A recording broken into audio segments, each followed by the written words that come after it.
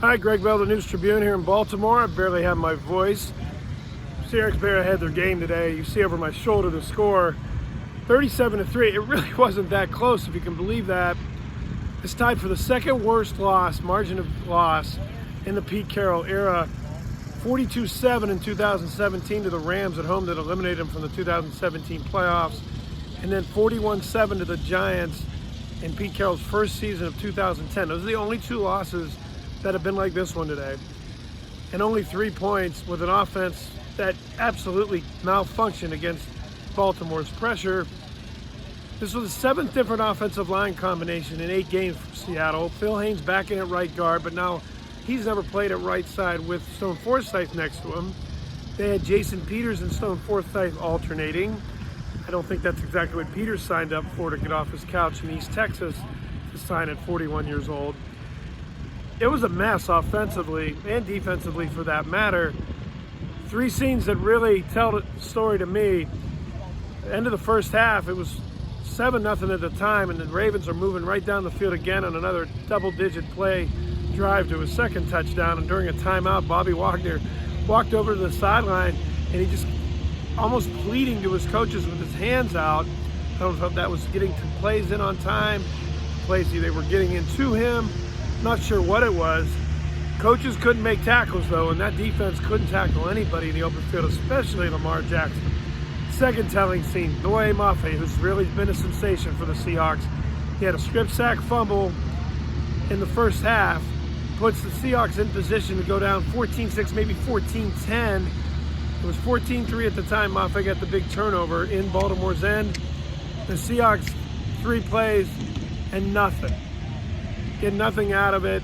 Geno Smith throwing an interception, also having a sack fumble. 8 turnovers in 4 games for Smith. The drive after the Boye Mafe turnover, they go 3 and out because Smith held on to the ball, ended up getting sacked for 1 of 4 times in the first half, and they end up having the punt from the other side of midfield. Basically game over. Baltimore moves down the field, gets a field goal, 17-3 at half. And the Seahawks were not going to score 17 points on this day, and even score 7. Smith's turnovers. Carroll said it's a concern, yes. But he was adamant after the game to say it's not on one player. He wants the run game, which is almost a laughable point to talk about now, even ask about until they start doing it. Ken Walker had just 6 carries in the first half when the game was still tight. They aren't running enough, they're saying, because they're not getting first downs. They went 1 for 12 on third down again today. They're not sustaining drives to get into the run portion of their game plan. They're in 3rd and longs because of failure on 1st and 2nd down. And Geno Smith's getting besieged. 4 sacks in the first half, and that's why he was a sub-500 passer and a 16 rating in the first half. They're not going to win games, even if he doesn't turn the ball over when they go 1 for 12 on 3rd down. But I still say the key to this offense and getting help to Smith is to run the ball.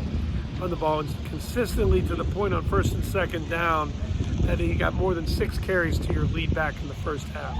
On defense, I know Lamar Jackson's great, and I know he ran away from Boye Mafe, was in free for a sack, and Jackson felt the pressure from behind and just took off and ran for 22 yards instead of a loss of 10. He's the only quarterback in the league who's going to do that. But in general, if you're not going to tackle, you're not going to beat anyone either. Seahawks didn't tackle Mark Andrews, a tight end. Jamal Adams had him for what would have been a 4th and about 9 or 10 on a 3rd and 18 play in the 3rd quarter. He misses a tackle in the open field. It becomes 4th and 1. Seahawks jump off sides on 4th and 1. The Ravens keep the ball and end up scoring again. Adams, after the game, to his credit, said, yeah, that's on me. I got to make that tackle so it's not 4th and 1, and that Baltimore punts in that situation. You can say it's a one-off. Historically, it is by how much they lost by. And you can also say this. The Seahawks are still 5-3. The Niners didn't play today, so they're tied for first, essentially, with San Francisco atop the NFC West. Yes, the 49ers have a tiebreaker because of the division record right now. But still, today's result doesn't change the fact that San Francisco at Seattle Thanksgiving night, then Seattle at San Francisco 16 days later is probably going to decide the NFC West and decide whether the Seahawks have a home playoff game.